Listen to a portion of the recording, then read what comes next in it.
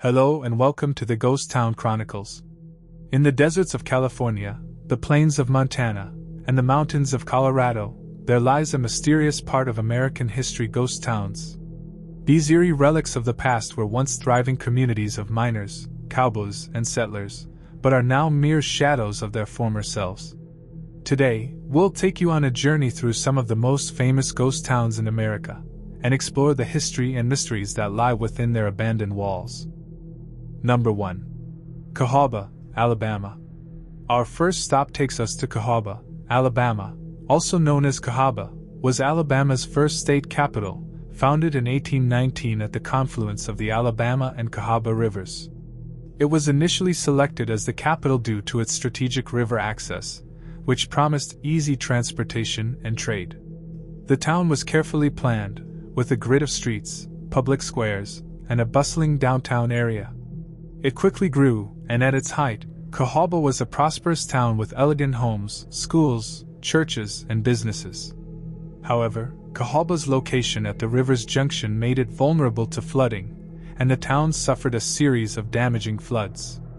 In 1826, the state capital was moved to Tuscaloosa, marking the beginning of Cahawba's decline. Despite this setback, Cahawba continued as a lively community and became an important cotton shipping port in the years leading up to the Civil War. During the war, the town was the site of a Confederate prison known as Castle Morgan, which housed Union soldiers. After the war, however, repeated flooding and economic challenges led to a steady decline. By the late 19th century, most residents had abandoned Cahawba, and the once thriving town became a ghost town. Today, it is an archaeological site and a historic park managed by the Alabama Historical Commission. Visitors to Old Cahawba can explore ruins, historic cemeteries, and interpretive displays that tell the story of Alabama's first capital and its transformation from a bustling town to a hauntingly beautiful ghost town. Number 2. Terlingua, Texas. Our next stop takes us to Terlingua, Texas, a mining town that once produced millions of pounds of mercury in its heyday. However, by the mid-20th century, the mines had closed, and the town was abandoned. Today, Terlingua is a popular destination for tourists and adventurers, who come to experience the haunting beauty of the ghost town and the surrounding desert landscape. The town is also home to a famous chili cook-off, where locals and visitors compete for the title of Best Chili in Texas.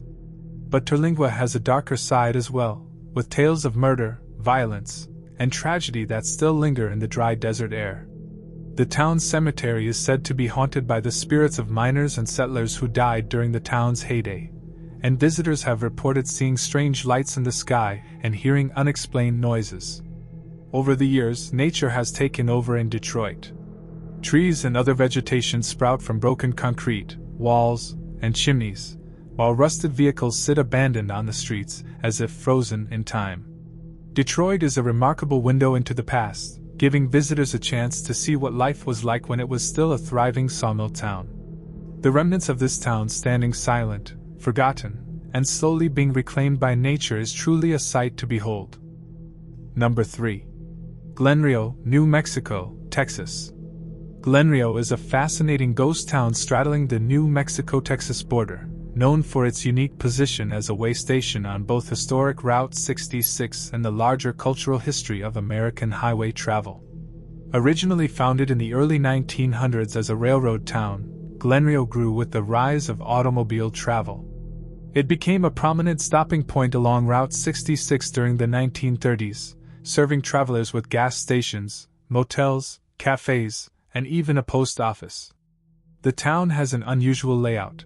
Texas, which allowed alcohol, had Glenrio's bar and other businesses catering to travelers' entertainment needs, while New Mexico hosted Glenrio's filling stations and cafes, as it did not require taxes on gas like Texas did.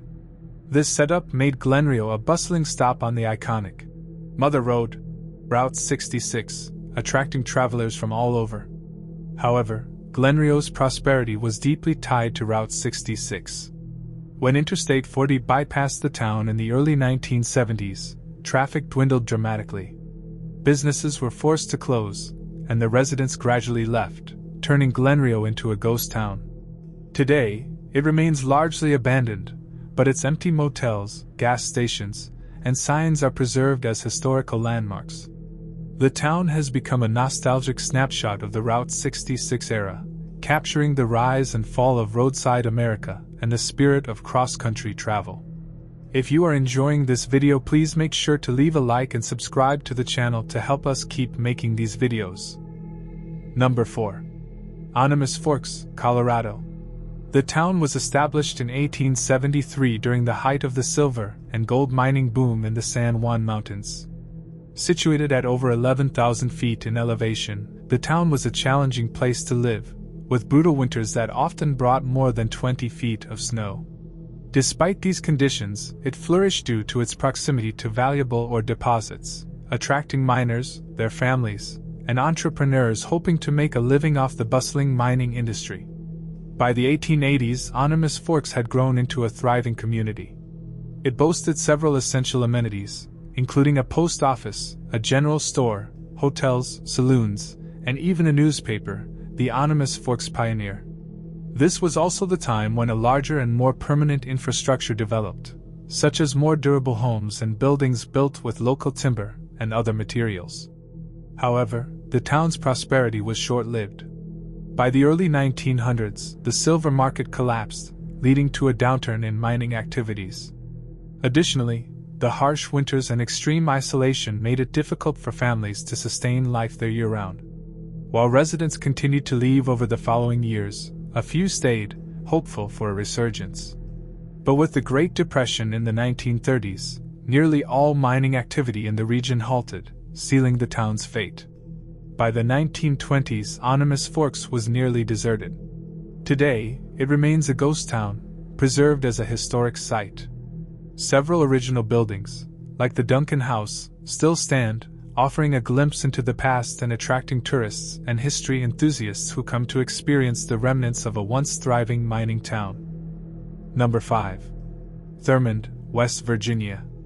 Thurmond, West Virginia, was founded in the late 19th century as a railroad town and quickly became a crucial hub for the Chesapeake and Ohio Railway. Nestled in the scenic New River Gorge, Thurmond was ideally located to serve the surrounding coal mines and, at its peak in the early 1900s, was one of the richest towns in the state. It thrived with coal shipments and saw tens of thousands of dollars pass through daily, with local banks handling more revenue than almost any other in the country. The town boasted hotels, stores, and several businesses, including the iconic Dunglin Hotel, which attracted visitors from across the region with its elegant accommodations.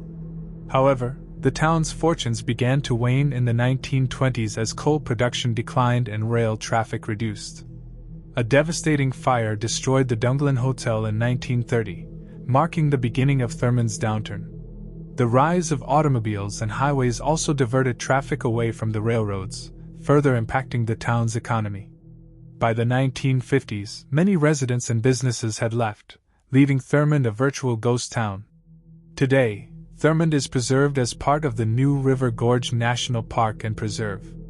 Its remaining buildings, including the historic train depot, stand as reminders of its vibrant past.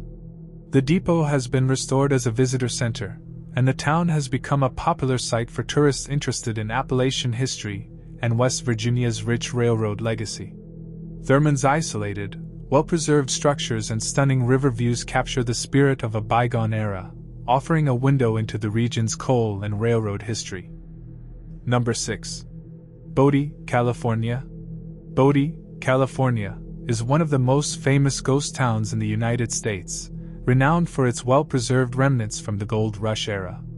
Founded in 1859 after gold was discovered in the nearby hills, Bodie quickly grew into a bustling mining town. At its peak in the late 1870s and early 1880s, Bodie boasted a population of around 10,000 residents, with numerous saloons, hotels, a school, a church, and even a red light district, making it a lively but often lawless place. The town's prosperity was driven by its rich gold deposits, and mining companies extracted millions of dollars worth of gold during its heyday. However, Bodie's success was short-lived. The gold mines began to decline in the late 1880s, and a series of devastating fires in the 1890s destroyed many of the wooden buildings. By the early 1900s, the population dwindled as miners and businesses left in search of better opportunities elsewhere. Bodie officially became a ghost town in 1915 when the last remaining residents departed. Today, it is preserved as a California State Historic Park, designated a National Historic Landmark in 1961. Visitors to Bodie can wander through the streets and explore over 100 structures that remain intact, including homes, shops, and mining facilities. The town has been left in a state of arrested decay, meaning that while it is maintained, it is not restored, giving visitors a haunting glimpse into life during the gold rush. Bodie serves as a reminder of the challenges and transience of mining towns and the impact of the gold rush on the American West. Number 7. Hachita, New Mexico. Hachita, New Mexico, is a ghost town with a storied past rooted in mining and the Old West.